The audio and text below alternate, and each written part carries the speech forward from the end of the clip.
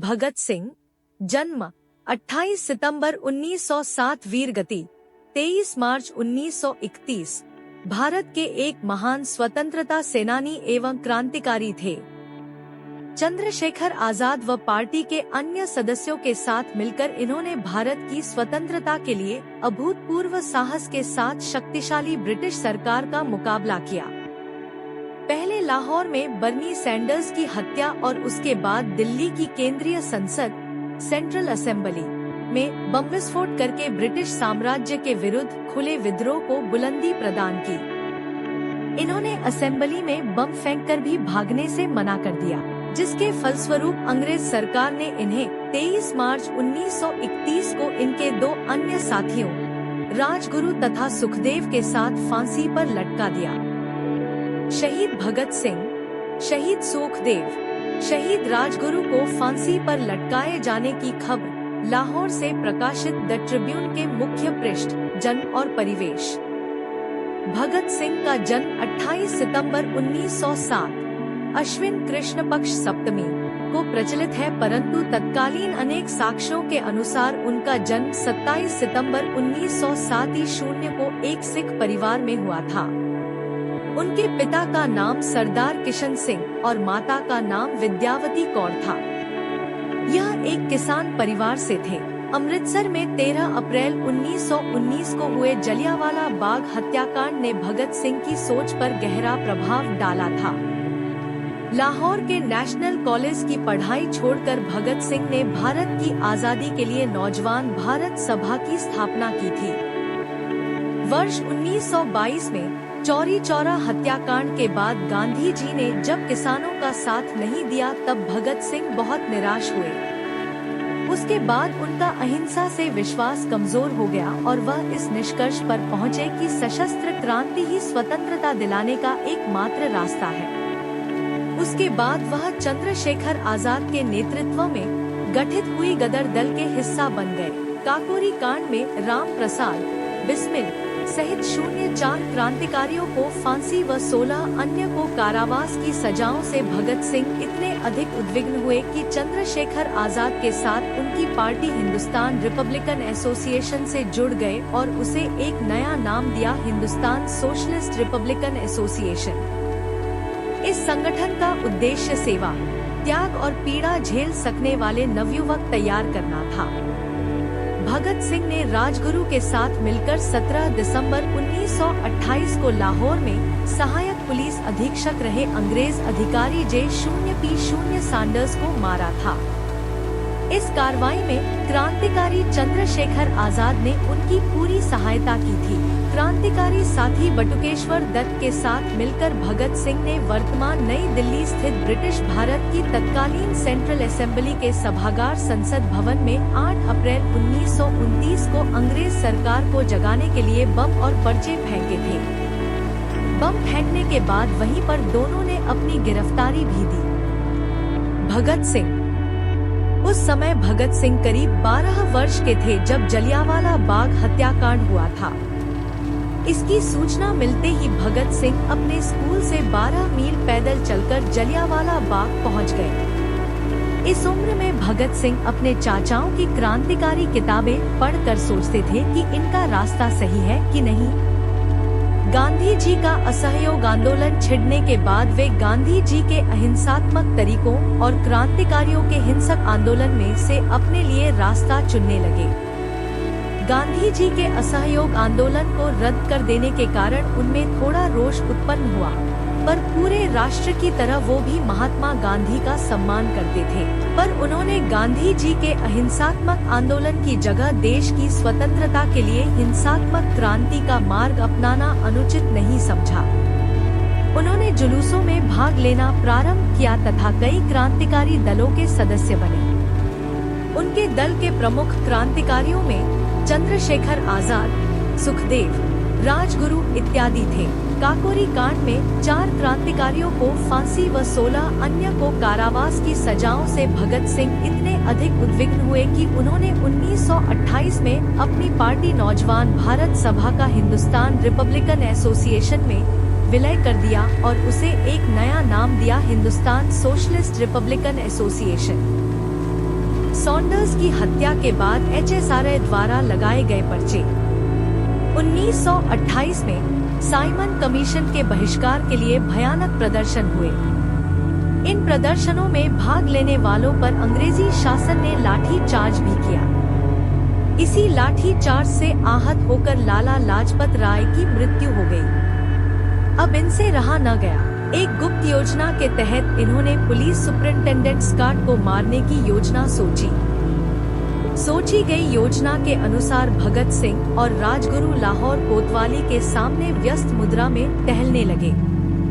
उधर जयगोपाल अपनी साइकिल को लेकर ऐसे बैठ गए जैसे कि वो खराब हो गई हो। गोपाल के इशारे पर दोनों सचेत हो गए।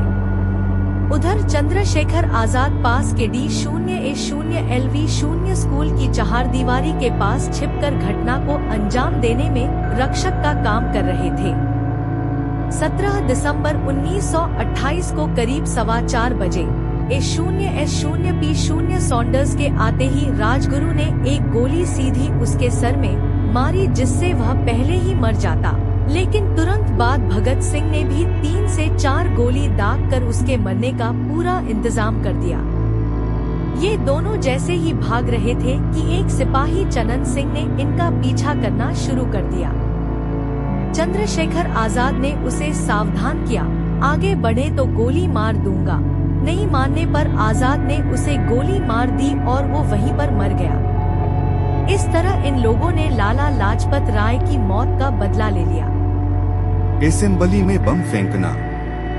भगत सिंह यद्यपि रक्तपात के पक्षधर नहीं थे, परंतु वे वामपंथी विचारधारा को मानते थे तथा कार्ल मार्क्स के सिद्धांतों से उनका ताल्लुक था और उन्हीं विचारधारा को वे आगे बढ़ा रहे थे।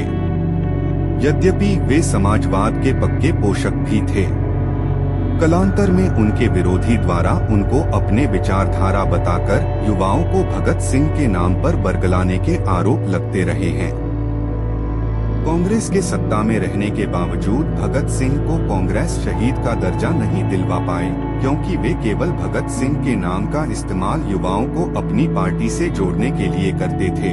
उन्हें पूंजीपतियों की मजदूरों के प्रति शोषण की नीति पसंद नहीं आती थी। उस समय चूंकि अंग्रेज ही सर्वेसर्वा थे तथा बहुत कम भारतीय उद्योगपति उन्नति कर पाए थे, अतः अंग्रेजों के मजदूरों के प्रति अत्याचार से उनका विरोध स्वाभाविक था। मजदूर विरोधी ऐसी नीतियों को ब्रिटिश संसद में पारित न होने देना उनके दल का निर्णय था।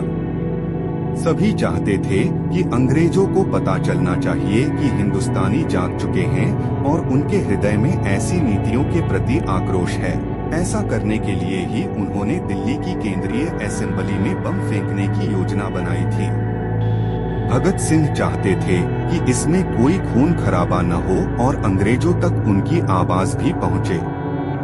हालांकि प्रारंभ में उनके दल के सब लोग ऐसा नहीं सोचते थे, पर अंत में सर्वसम्मति से भगत सिंह तथा बटुकेश्वर दत्त का नाम चुना गया।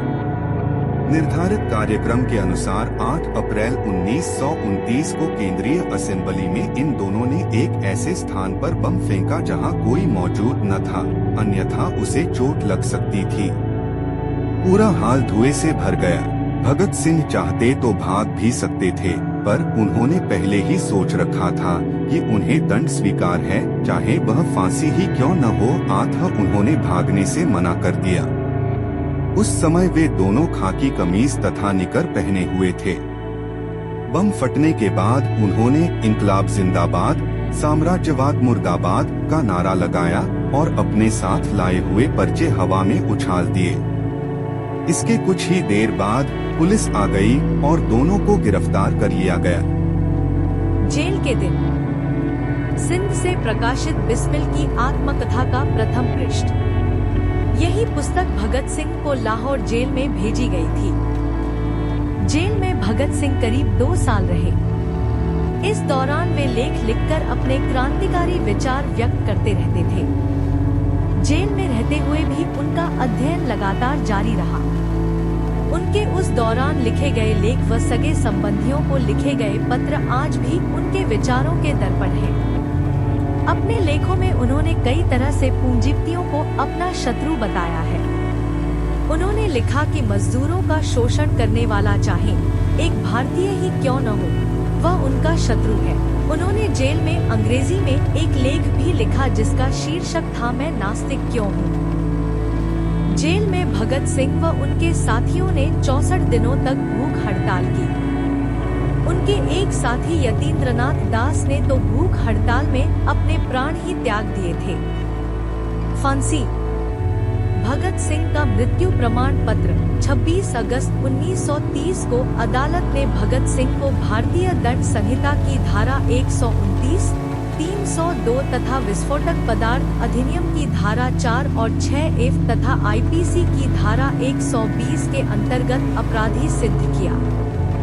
7 अक्टूबर 1930 को अदालत के द्वारा 68 प्रश्नों का निर्णय दिया, जिसमें भगत सिंह, सुखदेव तथा राजगुरु को फांसी की सजा सुनाई गई। फांसी की सजा सुनाए जाने के साथ ही लाहौर में धारा 144 लगा दी गई। इसके बाद भगत सिंह की फांसी की माफी के लिए प्रिवी परिषद में अपील दायर की गई, परंतु यह अपील 10 जनवरी 1931 को रद्द कर दी गई।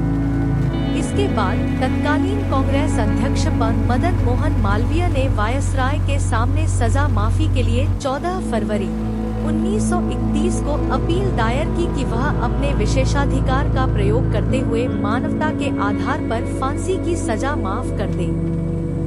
भगत सिंह की फांसी की सजा माफ करवाने हेतु महात्मा गांधी ने 17 फरवरी 1931 को वायसराय से बात की। फिर 18 फरवरी 1931 को आम जनता की ओर से भी वायसराय के सामने विभिन्न तर्कों के साथ सजा माफी के लिए अपील दायर की। यह सब कुछ भगत सिंह की इच्छा के खिलाफ हो रहा था, क्योंकि भगत सिंह नहीं चाहते थे कि उनकी सजा माफ की जाए।